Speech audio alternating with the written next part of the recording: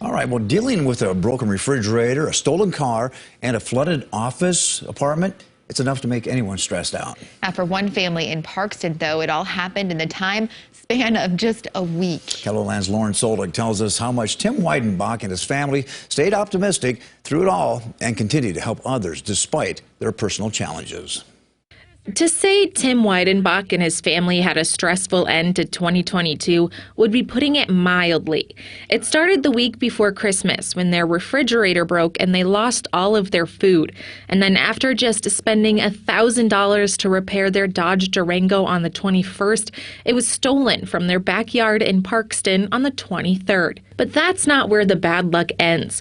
On Christmas Eve, Weidenbach found out pipes had burst in an apartment and office space he rents in Vermillion. On our doorbell camera, we saw that the entryway was flooded, and it flooded our whole apartment, office apartment down there in Vermillion.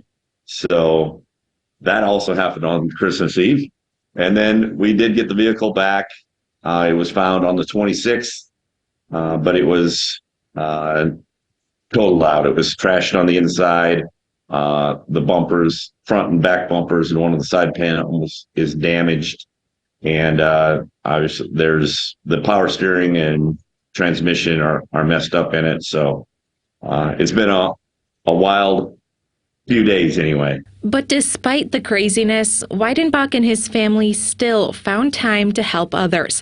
Through his nonprofit Higher Power Sports, he took Christmas donations to Lower Brule. On their way home, something else happened. We came upon an accident. At a family had their van had overturned, and I was able to help get an elderly lady out of the vehicle through a window. And my wife during that time was able to sit with a couple of kids that were there and very upset. A couple little girls that were probably 8 or 9 years old.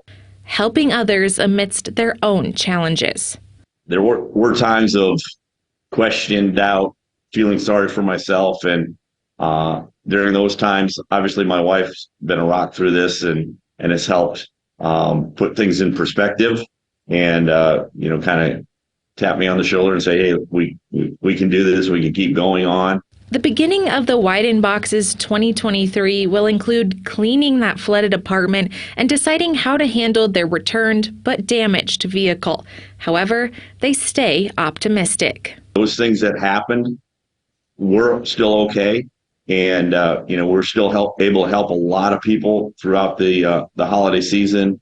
And so, obviously we're a faith-based organization, and that has a lot to do with our optimism and our daily get up and let's get going and help people out.